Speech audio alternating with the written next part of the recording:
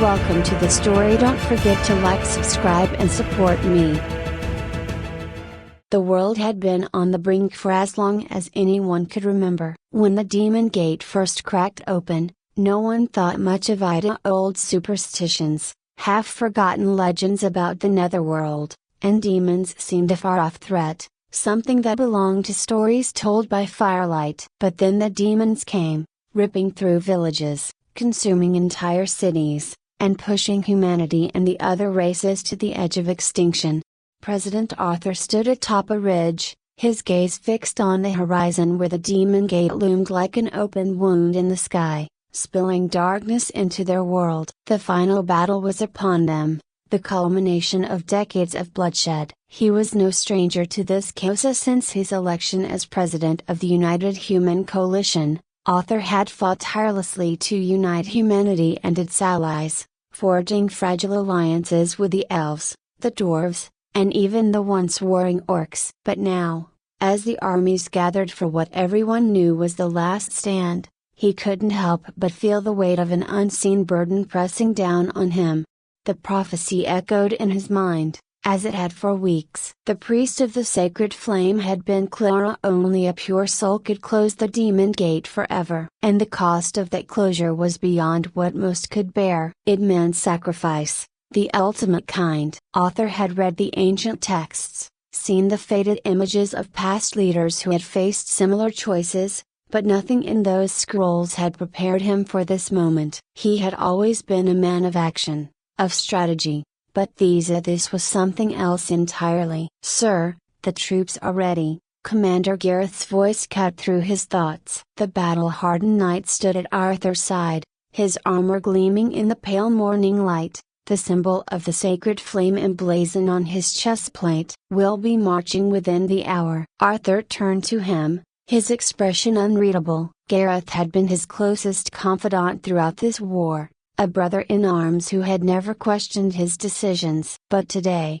Arthur saw the doubt in the man's eyes. "Are they?" Arthur's voice was low, contemplative. He glanced at the field below, where soldiers and knights, elves and dwarves, prepared for the fight of their lives. "Are any of us ready for what's coming?" Gareth's jaw tightened. "They'll follow you to the end, sir." "We all will." Arthur smiled, though there was no joy in it. "Let's hope the end is something we can all live with." The battlefield stretched out before them like a sea of gray and red, the earth stained with the blood of countless fallen, demonic creatures, twisted and unnatural, swarmed from the gate in waves. Their skin, slick with oily blackness, glistened in the half-light. The sun barely pierced the thick clouds that hung over the demon gate, as if the sky itself recoiled from the evil pouring forth. Arthur moved through the ranks, his presence alone enough to steady the men and women who would soon be throwing themselves into the fray. He spoke few words,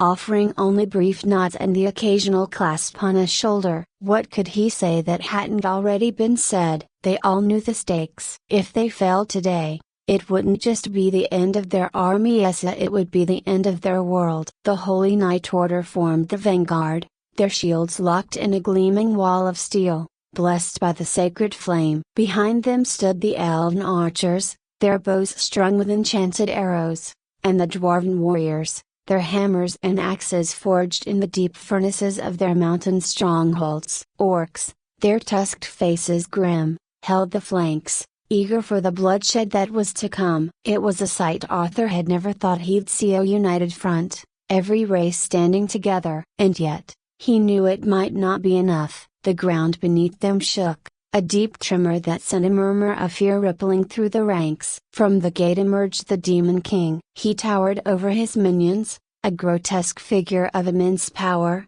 his skin a molten red, his horns curling back like the twisted branches of a dead tree. His eyes glowed with an unnatural fire, and his voice, when he spoke, seemed to reverberate through the very air. "Humans," the Demon King spat, his voice dripping with contempt. "You cling to this world like insects. Your time is over. Surrender, and I may grant you a quick death." Arthur felt the weight of the words press down on him, but he stood tall, stepping forward to face the creature. He could feel Gareth's presence at his back, the holy knights forming a protective line around them, but this was between him and the Demon King.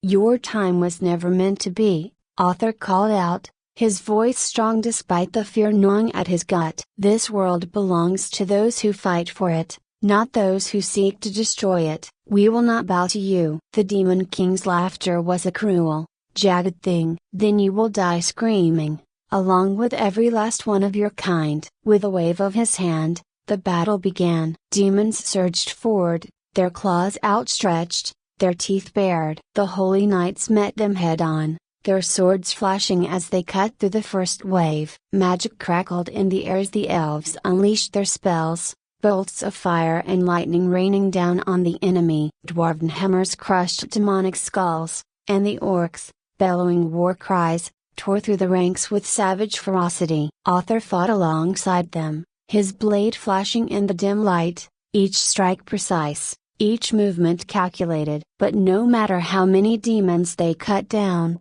more poured from the gate, an endless tide of darkness. It was only a matter of time before they were overwhelmed. And Arthur knew it. The prophecy played over and over in his mind. The only way to close the demon gate was to offer a pure soul. His soul. He had known for some time now that this would be his fate. The priest of the sacred flame had made it clear. The gate must be sealed with the sacrifice of a leader's soul, one who stands above all others, one who carries the weight of the world. Arthur had tried to find another way, but there was none. The texts were ancient, the rituals precise. The only way to stop the flood of demons was to give himself. He looked to Gareth, who was locked in battle with a particularly vicious demon, his sword a blur of silver as it sliced through the creature's neck. Arthur knew he couldn't tell him, it couldn't tell any of them. They wouldn't let him do it. They would fight to the last man, and the world would fall regardless. No,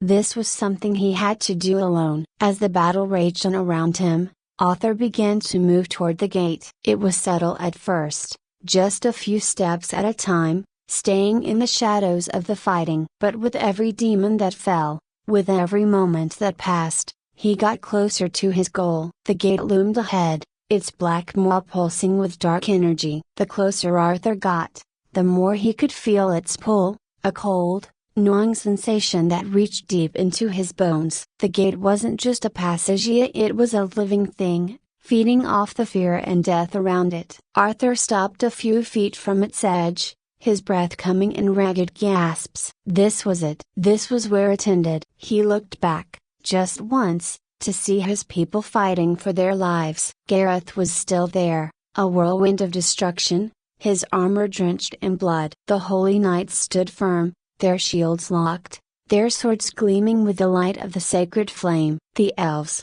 dwarves, and orcs fought with a fury that could only come from desperation. And then Arthur turned back to the gate. The words of the ritual came to him unbidden, ancient phrases that has been passed down for centuries. He spoke them softly at first, his voice barely a whisper, but as the power of the sacred flame began to course through him, his voice grew stronger.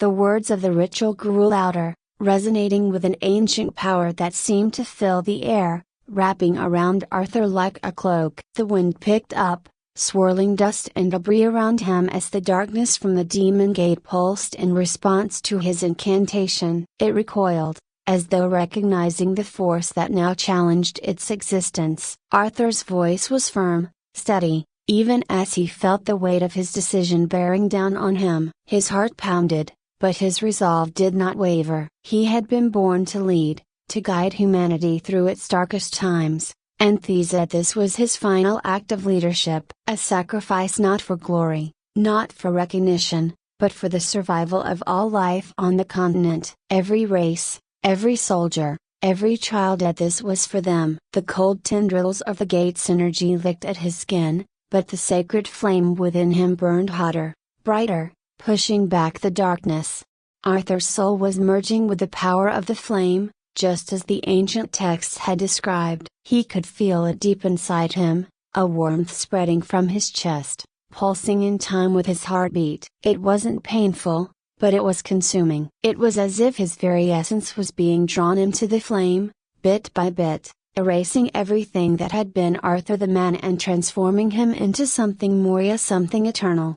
The battle behind him raged on, but Arthur was beyond it now. He barely registered the clash of steel, the cries of the wounded, the roars of demons. His entire focus was on the gate, on sealing it once and for all. He could feel the power of the flame coursing through him, building in intensity, and with it, an understanding that this was not just an act of destruction. It was creation. He was becoming the vessel for new force in the world, one that would safeguard it for generations to come. As Arthur's words reached their crescendo, the Demon King's attention snapped to him. The massive creature, locked in combat with Commander Gareth, turned its glowing eyes toward Arthur, sensing the shift in the balance of power. The Demon King let out a roar, one filled with fury and fear, and threw Gareth aside as though he were nothing. The Demon King charged toward Arthur, intent on stopping him before the ritual could be completed. Arthur stood his ground,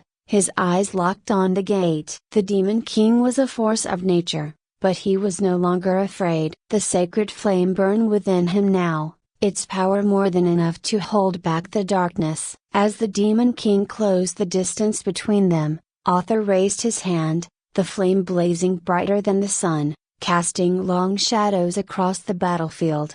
The Demon King lunged, claws outstretched, but he never reached his target. With a final, explosive burst of light, the flame surged outward from Arthur's body, enveloping him completely. The force of it struck the Demon King mid-leap, sending him hurtling backward, his body twisting and convulsing in the radiant light. The darkness that had clung to the gate shrieked and writhed as the sacred flame consumed it, burning away the corruption that had spilled into the world.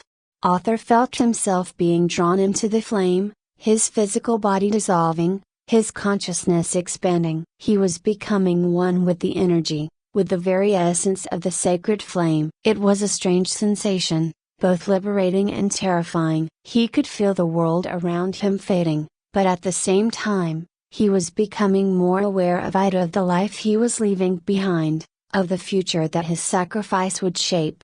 The demon gate began to close, the swirling vortex of dark energy collapsing in on itself as the light of the sacred flame filled the space where it had once existed. The demons that had poured forth from the gate screamed in agony, their connection to the netherworld severed. One by one, they fell, their bodies dissolving into ash as the gate was sealed shut. For a moment, the battlefield fell silent. The soldiers, knights, and warriors from every race stood frozen, watching as the gate closed with a final burst of light, leaving nothing behind but a scorched patch of earth where it had once stood. The sky, which had been dark and ominous for so long, began to clear, the sun breaking through the clouds for the first time in what felt like years.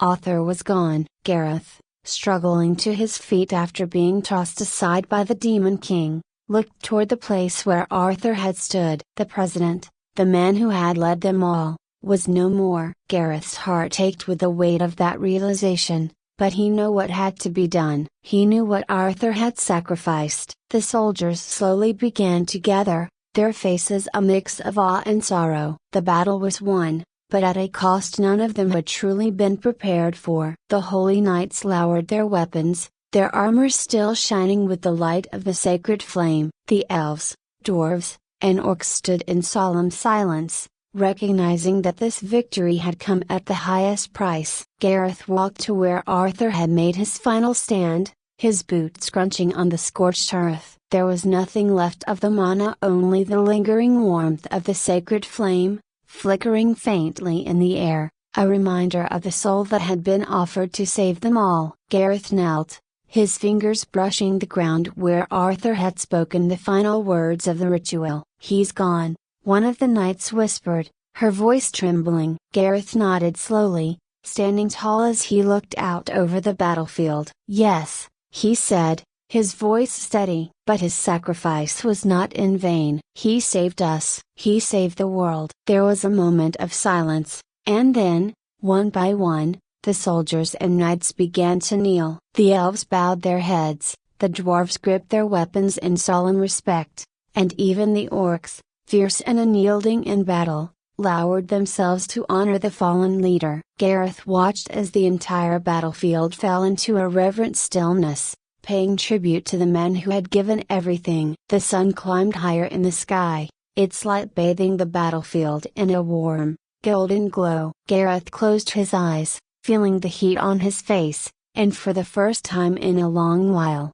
he felt hope. Arthur was gone, but his legacy would live on. The sacred flame, now sealed within the world, would be their guide, their protection, and humanity along with the other races would rise from the ashes of this war, stronger and united. Gareth took a deep breath and turned to the soldiers behind him. "We rebuild," he said, his voice carrying across the field. "In Arthur's name, for his sacrifice, and for the future he gave us." The soldiers rose as one, their eyes filled with determination. They had fought, they had won, but now came the harder part, rebuilding a world that had been torn apart by war. Gareth knew it would not be easy, but with the sacred flame to guide them, and Arthur's memory to inspire them, he believed they could do it. And so, the survivors began the long journey back to their homes, carrying with them the knowledge that they had witnessed something extraordinary. The story of President Arthur's sacrifice would be told for generations to come, a tale of heroism, of leadership, and of the ultimate price one man was willing to pay for the future of his people. Gareth stayed behind for a moment longer, standing alone on the battlefield. He looked up at the sky, where the last remnants of the dark clouds were fading away, and whispered a quiet prayer. "Rest well, Arthur," he said softly. "We'll carry on from here." And with that, he turned and followed his men, leaving behind the place where one world had ended and another had begun. The sacred flame would burn forever, a reminder of the man who had saved them all, and the future that had been forged in fire.